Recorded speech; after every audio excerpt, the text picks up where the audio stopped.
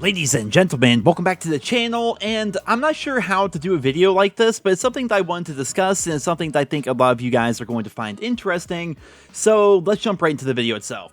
Activision CEO Bobby Kotick, everyone's favorite goblin, has secured a new bonus of $155 million after meeting goals that were set back in 2016, and the goal, of course, was to double the company's market capitalization, something that he did, and therefore he got the bonus. This bonus was essentially put up to a vote to the shareholders as to whether or not Big Money Bobby would actually get the money, and only 54% voted yes, with 46% voting no. Now, the thing about this is, the vote was basically just for show. Like, Bobby Kotick could have taken the bonus regardless of what the shareholders said, but it obviously wouldn't look all that good if they said no, don't take the bonus, and then he took it anyway. So regardless, the shareholders voted yes, if not barely yes, and Bobby Kotick has another $155 million in his pocket, before taxes, of course. Now, with that being said, why is this bad? Why is this a problem? If he's making that much money, the company should be doing great, right? Well, no, not at all, right? Activision and Blizzard's games are really in a bad place right now. Whether you're on the Activision side or the Blizzard side or both, all the games are kind of in a bad place right now, right? And back in 2019, they laid off 800 employees, and they expect to lay off even more people in Europe this year. And yet, Bobby Kotick, a literal billionaire, is getting another $155 million bonus. Now, I want you guys to think about this for a second. With that money, not including taxes, obviously, but for simple math here, with that money, Activision Blizzard could hire 1,000 new employees at $155,000 a year, but instead, it's all going to their one singular billionaire CEO. Remember when I said earlier that in 2019, they laid off over 800 employees? Well, a lot of those men and women were making less than $40,000 a year, even though they had to work in a super high-cost area like California to even be able to work within the company itself. We're talking about a situation here where people are working on games like Call of Duty and then going home after work to their apartment that cost 80 or 90% of their monthly income, and then just sitting there wondering to themselves, what the fuck am I even doing here?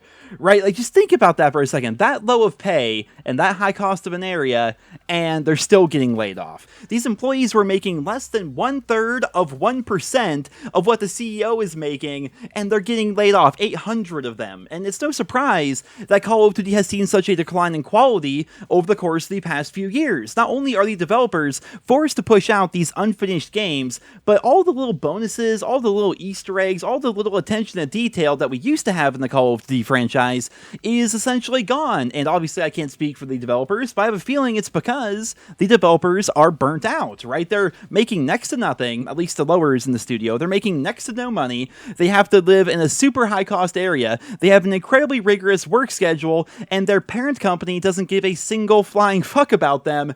And even after all the work that they do, they can still get laid off for virtually no reason. Now, obviously, this is a reality for most lines of work out there. I know some people are going to say that they work a much more difficult job and they can get laid off as well. I understand that, but video game development is a creativity-driven industry. These people aren't throwing boxes off a truck. They're not delivering food. They're not answering calls for AT&T. What they're doing is something that requires a ton of creativity and a ton of passion. And without that creativity or that passion, the product quality drops significantly. Now, I'm not trying to diminish other lines of work out there, right? I've worked these jobs myself, but I'm just saying that passion is not required to be a good box thrower, right? Passion is not required. Creativity is not required to be a good Grubhub driver, right? However, in that line of work, in video game development, passion is required to design video game maps and video game systems and structures and all sorts of different aspects of each of these games that is going to be played by millions and millions of fans every single year. Without that passion, without that creativity, the quality of the game declines significantly. Just look at the older Call of Duty titles versus now. I mean, back in World at War, for no reason, absolutely no reason other than fun, Treyarch added haunted sections to some of the multiplayer maps in that game, where if you were really paying attention, you could hear ghosts talking to you.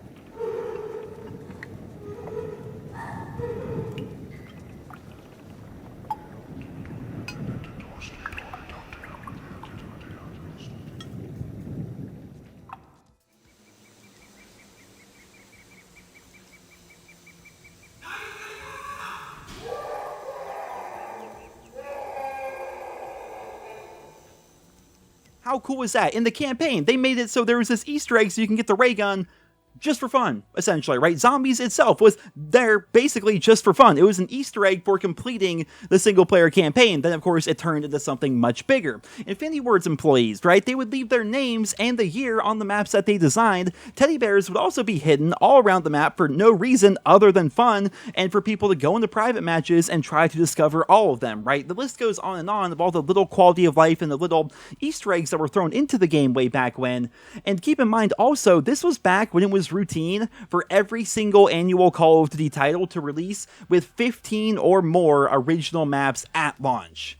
Right, now you compare that to now, where we get maybe 8 or 9 maps at launch. 4 of those 8 or 9 are just copy and paste remakes, and half the systems in the game don't even work. For crying out loud, I'm like this broken record here, but Dark Matter still doesn't work. It's summertime, and Dark Matter doesn't even work. Dark Matter is the only thing to work towards in this game, and it doesn't even work. Combat records don't track things properly. There's no proper 100%er, and even simple features like the ability to give host to somebody else in the party doesn't work, right? It's not even a thing in Black Ops Cold War. It's clear, at least to me, that the passion is gone from Call of Duty developers, or at the very least, a lot of them. I mean, no doubt there are still some incredibly passionate people out there working on the game every single year. I know a number of them even watch my videos, so if any Treyarch employees happen to see this, I don't blame you in particular, right? I blame the entire system as a whole, and I understand what a very shitty situation you have been put in. There are so many employees out there that are making next to no money, they're getting laid off, and Bobby fucking Kotick is pocketing another $155 million off of the backs of the people who are actually making the game and actually working day in and day out on the franchises that we love. Not even just Call of Duty, but Activision Blizzard as a whole. All of those franchises, he's just making all that money off the backs of the people that can't even afford their air conditioning in the summer, despite the fact they're forced to live out in California. But regardless, he's still making that money, and that's all that matters at the end of the day.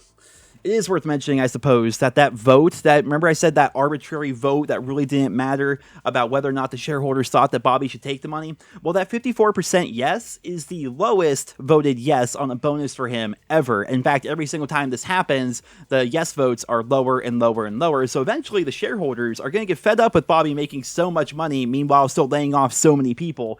It's also worth mentioning, I suppose, that Activision did say in March that they plan to hire like 3,000 people in 2021, but we haven't really seen that happen as of yet, and 2021 is half over, so I guess we'll see. I thought this news was absolutely disgusting, and I wanted to rant about it a bit here today. Hopefully, there will be some good news and good stories to cover in the future. Hopefully, they stick true to that promise of 3,000 employees being hired this year. I would love to see that happen, obviously, right? I want the franchise to turn around. I want the developers to actually make the game to actually be able to make some money and actually enjoy the thing that they're working on, have time to work on the things that they're working on, so that the games will actually be good when they launch and actually have all the proper features and systems working right from day one. That would be fantastic. That would be absolutely incredible, but over the course of the past couple of years, that has yet to really be seen, and that is super, super disheartening. And when you look at just how much money one guy's making while all these other people are struggling in a literal pandemic where they're not allowed to leave their houses that they can barely afford, it's like, I don't know. It's just so ass backwards. It's so asinine. And I want to rant a little bit about that here today. And I hope you guys will enjoy the video. If you did, consider leaving a like, leave your thoughts and feedback down in the comments. And I hope you guys all have a wonderful day.